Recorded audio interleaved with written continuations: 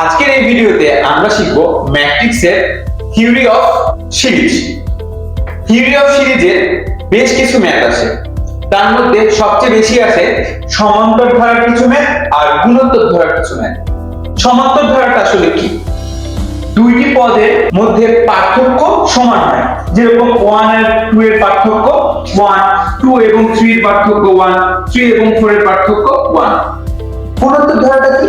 গুণোত্তর ধারা হলো দুইটি পদের মধ্যে অনুপাত সমান, যেরকম 2 এবং 4 এর অনুপাত 2, 4 এবং 8 এর অনুপাত 2, 8 এবং 16 এর অনুপাত 2।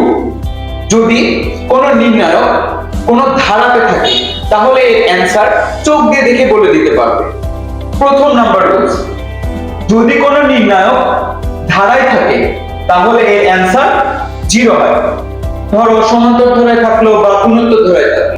দ্বিতীয় নাম্বার রুলস, যদি কোনো নির্ণায়ক চক্রাক্রমিক থাকে তাহলেও এর অ্যানসার 0।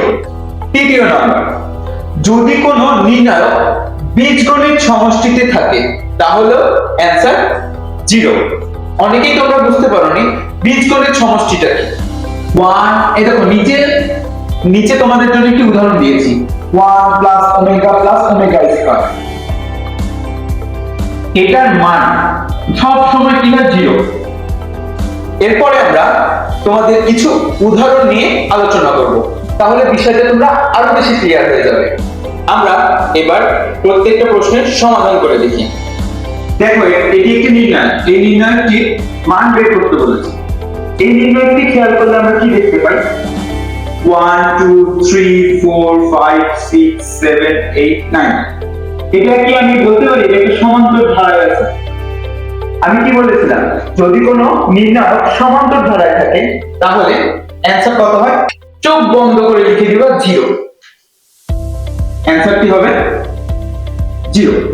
দ্বিতীয় নাম্বার ম্যাট্রিক্স আছে, এটারও একটা নির্ণয় বের করতে বলেছে। আমরা এই কলামটি খেয়াল করলে কি দেখতে পাই? log x, log 2x, log 3x। তাহলে আমরা কি বলতে পারি যে 1 2 3 এটা একটা সমান্তর ধারার মধ্যে পড়ে? প্রতিটার ক্ষেত্রে দেখো 1 2 3, এটাও 1 2 3। যদি আমরা এটা বলতে পারি এটা একটা সমান্তর ধারা, তাহলে অ্যানসার কি হবে? সমান্তর ধারা বা যে কোনো ধারাতে থাকলে অ্যানসার 0 হয়। চলো 3 নাম্বার ম্যাথের ক্ষেত্রে খেয়াল করি।